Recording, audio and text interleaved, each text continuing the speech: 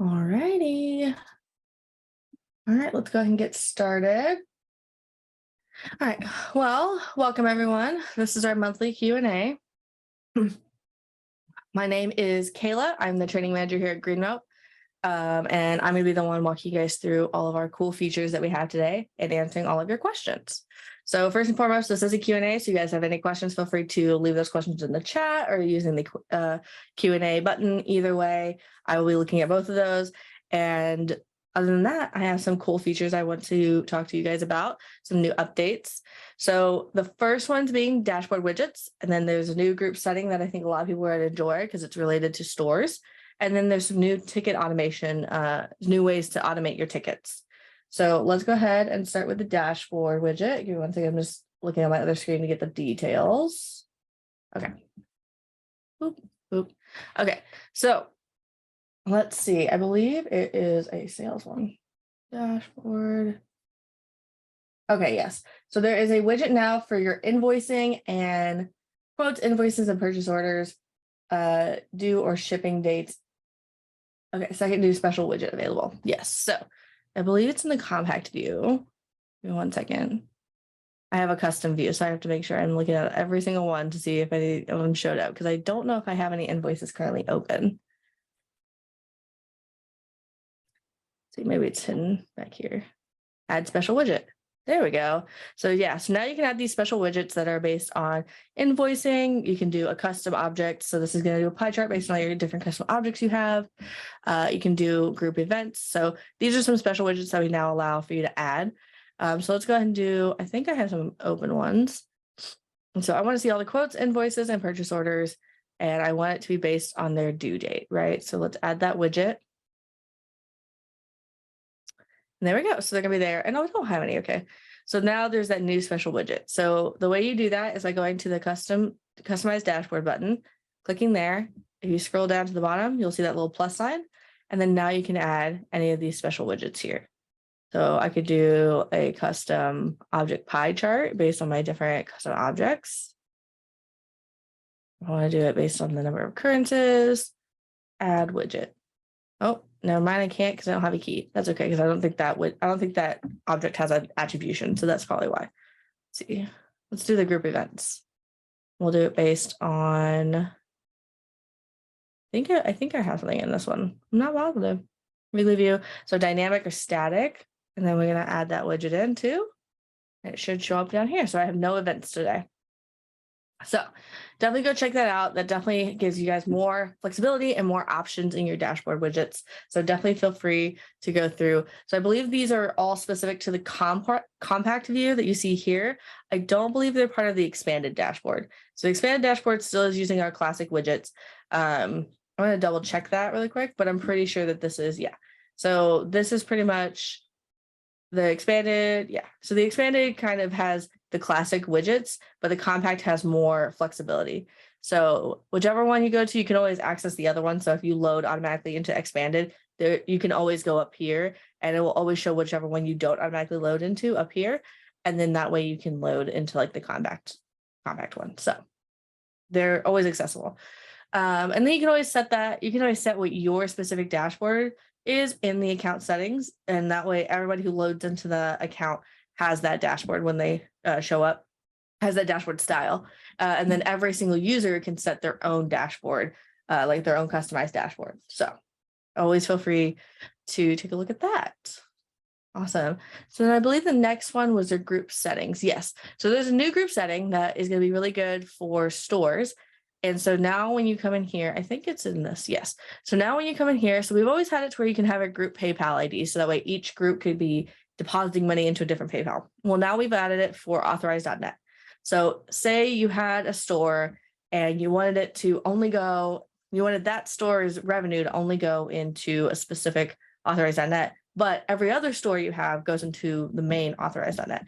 This allows you that flexibility to have multiple authorized.net set up just like you would with PayPal. So if you have multiple stores with different revenue flows and you want them going into different accounts, this is how you can now make that happen. So pretty straightforward. Unfortunately, I don't have like a great example because I don't have an authorized.net account, but Basically, it's pretty much the same setup as having it for the whole account, but like I said, it's just for the group this time. So let's see. Father Andre is asking, can you put Stripe information there? So no. So unfortunately, we still only have Stripe available for the whole account. So if you go to settings, account, and then you go to integrations, you can see all of our different things. So we do allow you to put Stripe in, but right now Stripe is still only for the whole account. So if you have a Stripe account that you want to store revenue to go into, you would have to make sure that it's the account that's set up. It's the Stripe account that's set up for the whole account. So, but yeah, so we just added the authorized.net per group.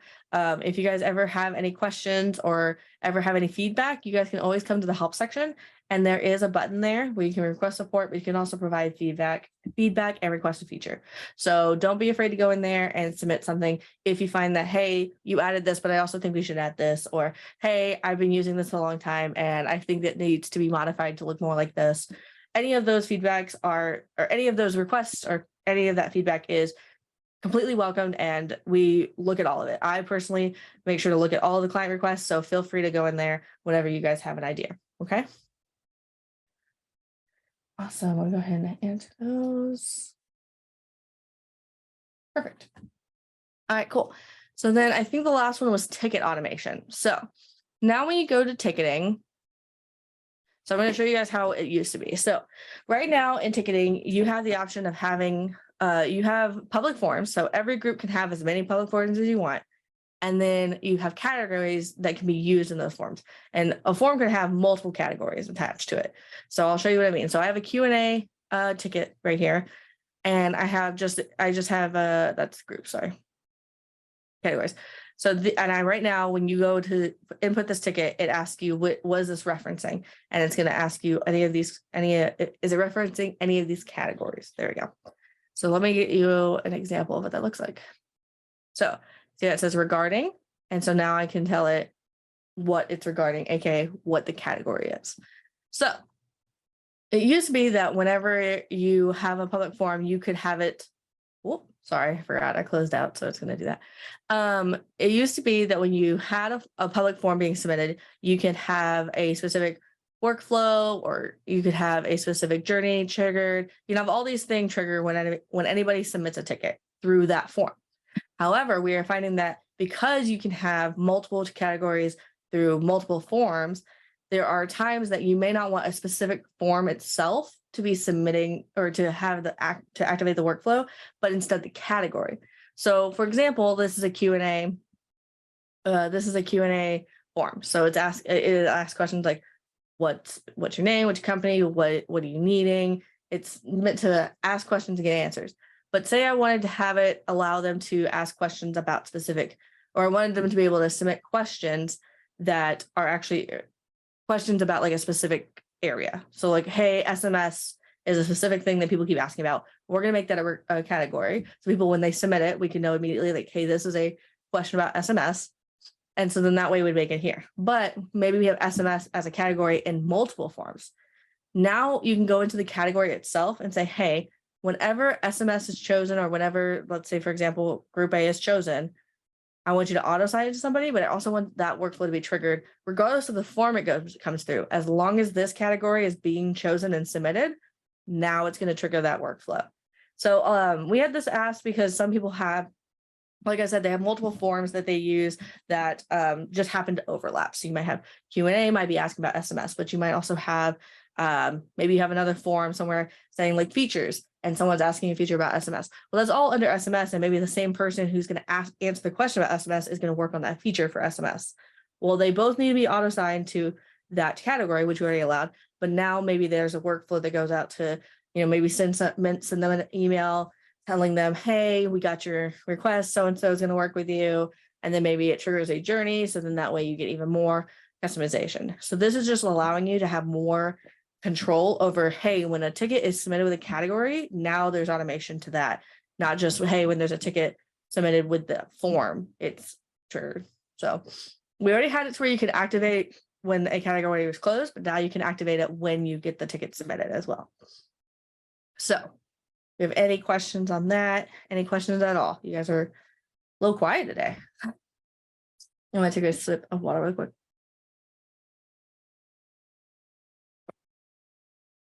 All right. All right. Barring any questions, I'm going to go ahead and go on to the next thing.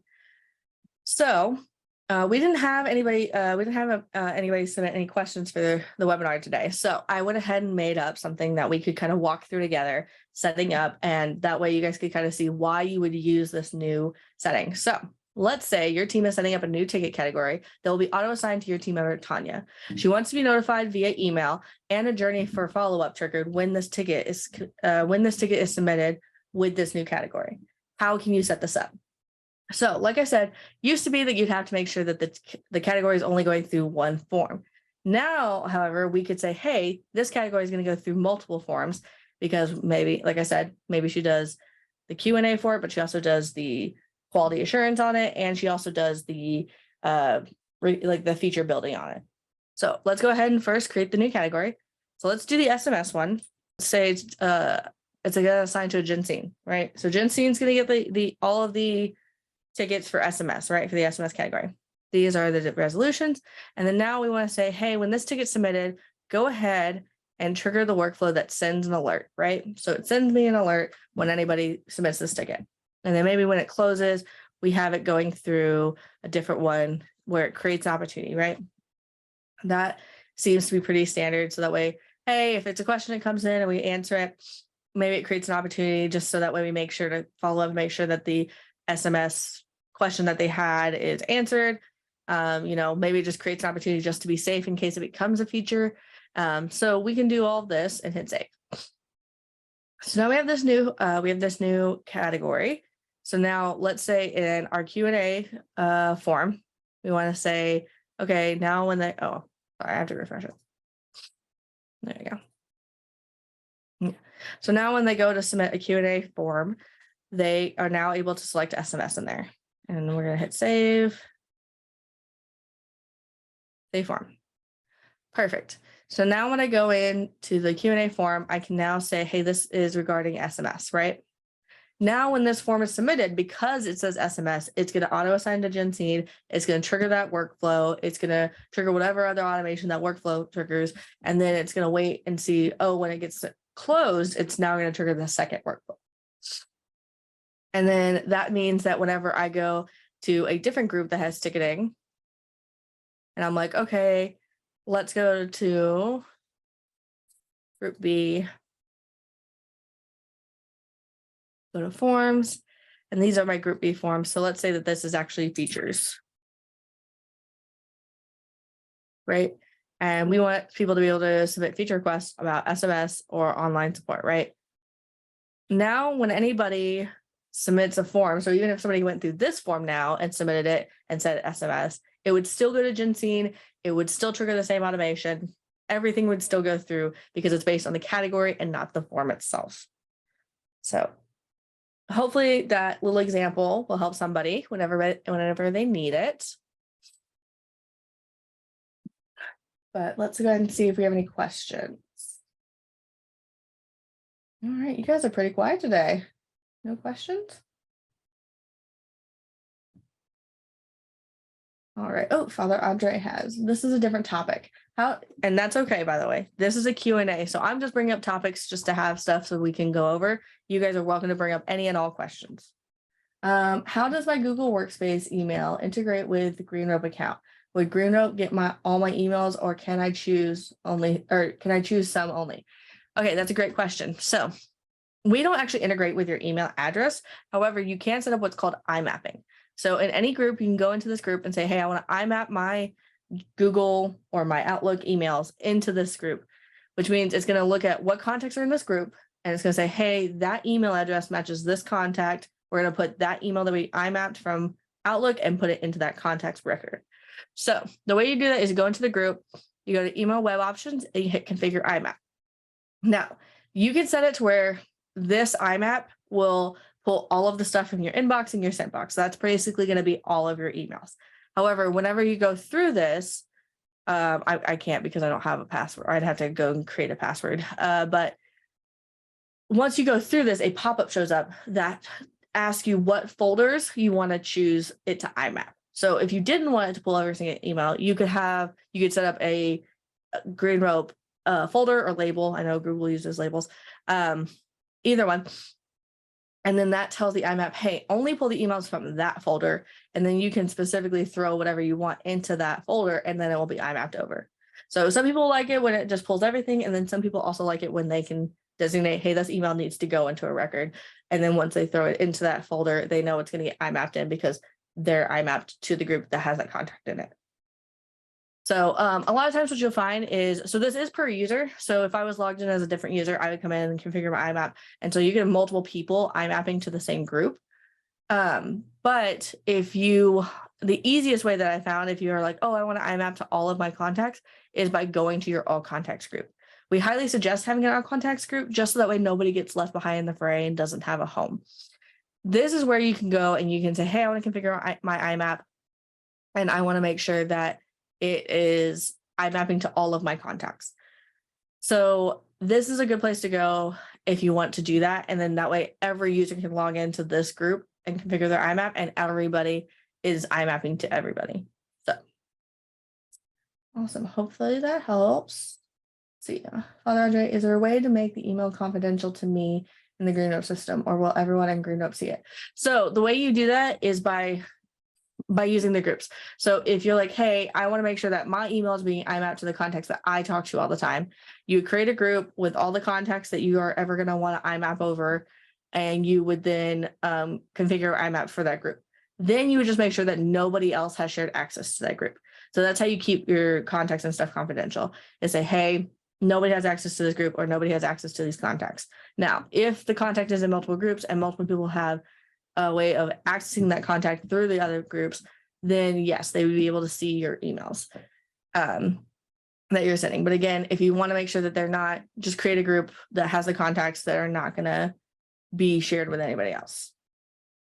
So there we go. Of course. Thank you. All right. Well, then if that's it, let's go ahead and move on to our raffle.